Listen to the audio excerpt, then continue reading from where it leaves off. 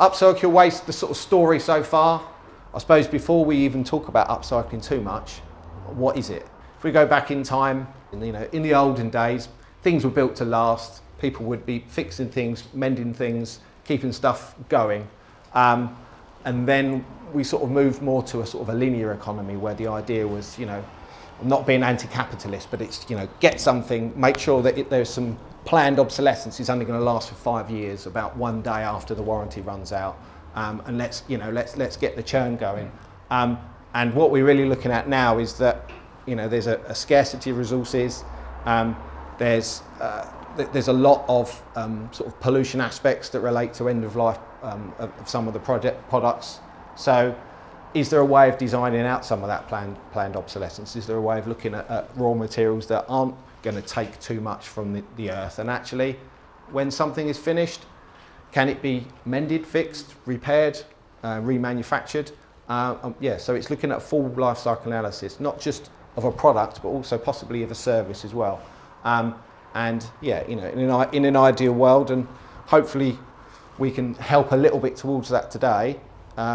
Something like, stuff that's already happening, and we're going to hear from Eric. But if there is some construction waste that can be repurposed, reused, these are some something made out of old scaffold boards, very nicely, I think, in position in a traffic calming scheme somewhere in the middle of Kent.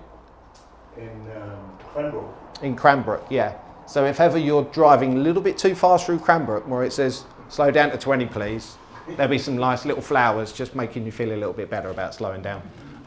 But yeah, it's what we just want to do now really is just to give a few ideas and a flavour of what's already happening in Kent and what potential opportunities there might be in this room and outside of this room going forward. So we mentioned the Taste of Kent Awards earlier on, I think, with the restaurant.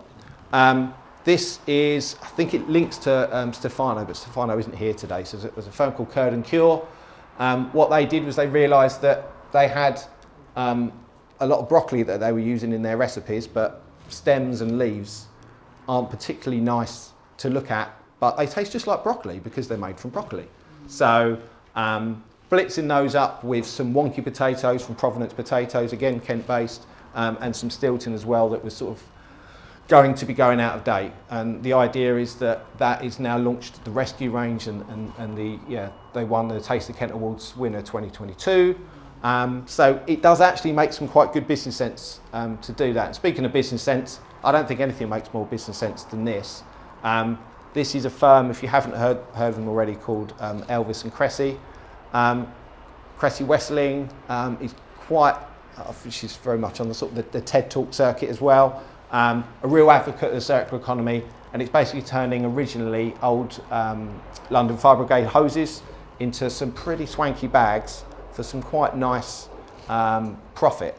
Now, they are very much socially based, so the profit is reinvested and into a lot of good causes. But it just goes to show that actually, if you can use someone else's waste as a raw material, then you're helping your carbon footprint. We've talked about the net zero decarbonisation journey that people are on. You're doing that, but also you're helping someone's scope 3 emissions. And without talking too much about scope 1s and 2s and 3s, hopefully Matt's nodding in the back, if you can help a business repurpose their waste, it's no longer waste, it's a resource. And that's quite a key thing really that we're talking about today. Sorry? Belts, which I'm wearing today. Oh yes, and Martin is also wearing a belt. I don't want to be pointing people towards your midriff, Martin, really. If you haven't already seen it, you can just be staring at it later. Sunglasses, if anyone follows Kent County Cricket Club, the guys are sponsored or part sponsored by Coral Eyewear, and Coral Eyewear is a firm based down in Ashford. It's actually a graduate that I think went to University of East Anglia, so it's a good link with Upcycle Waste because Norwich are also a partner in this project. So they basically, their glasses are derived from ocean plastic waste. So there's a lot of, there's some staggering facts about how much ocean plastic there is. So if there's a way of repurposing stuff that ideally can be, what we got, 350 miles of coastline, I think, So if there's ways of looking, within Kent of something like that, that would be a really nice success story. I think there's one more. Cyber engineers. Just even yesterday, speaking over in Folkestone at Academy FM, they're on the lookout for some refurbished IT equipment, and these sorts of guys would be able to help with that. Every business has got waste electrical and electronics, and a lot of it can still actually be used. It just might need data destruction certificate and maybe a bit of new software or hardware installed into it. So these guys, that's basically their their raison d'etre.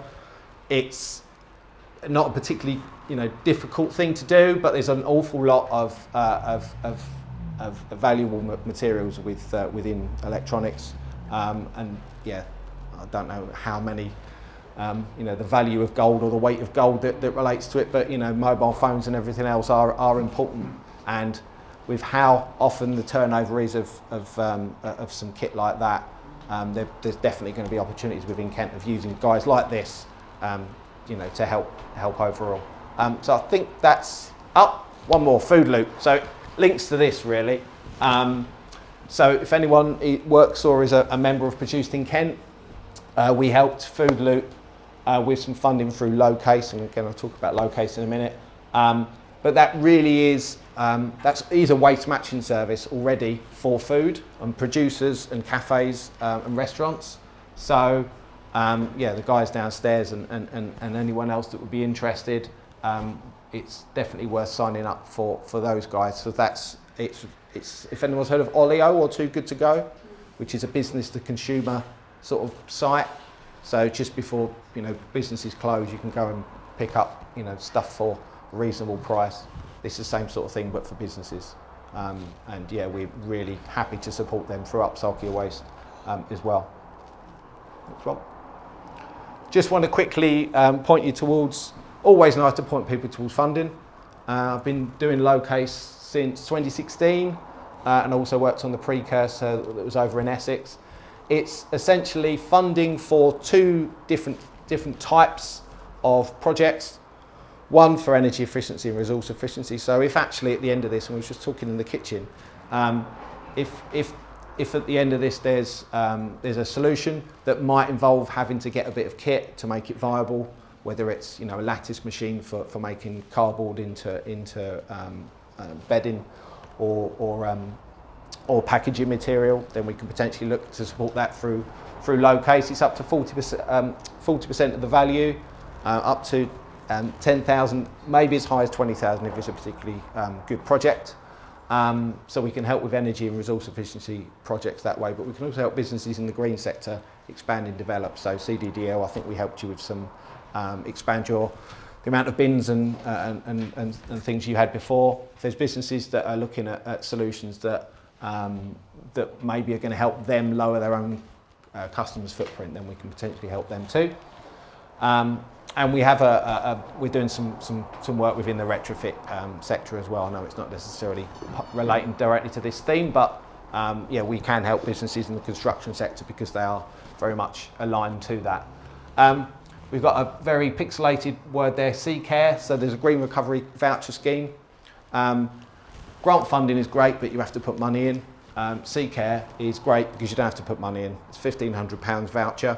So we've got eight different businesses on the framework. Actually, one of them seemed to be parked outside next door, Eco Electrical Contractors. And depending on what you as a business might be looking at doing, or any of the clients you might be working with, it's quite nice to point them towards these sorts of things. We can help with up to £1,500. So you're looking at sustainable transport options. So something like e-cargo bikes if you're looking at local deliveries. You can also look at waste reduction intervention, so anything that comes out today that might need a bit of consultancy or a bit of support or something to help pull it together that's outside of what we've got, we can help with that. And also the whole sort of net zero strategy and decarbonisation plan. So again, it links very much to what Jonathan has just talked about. This is our sort of latest one, South Eastern Energy. So along the same sort of lines as low case, but for larger projects. So we've got some construction firms, you know, here, for example. If there are big sort of solar projects or anything like that that are coming up, or anything to do with renewables that you or any of your clients are looking at, we might be able to help with some funding there. It's 25%, so it's not quite as lucrative as covering a larger amount, but it does mean that it could make something more viable and help the return on investment, because we are in an energy crisis, if anyone hadn't noticed. Yeah. And this is, Claire knows full well what this is all about. This is basically the community and the domestic version of what we're talking about here. So we want to get, you know, Kent increasing the recycling rate. We also want, you know, any businesses that are in this sector already to be searchable by the Circular Economy Business Directory. We also want to help point people towards and help with things like repair cafes and anything on a community level that we can do. Obviously, they were on the radio yesterday with Kevin from the Arts Barge. That sort of project we really want to try to help get behind. And Upcycle Your Waste. Waste matching and consultancy service, upcycling and training. And we're going to talk about the training at the end as well. But I think that's it for now.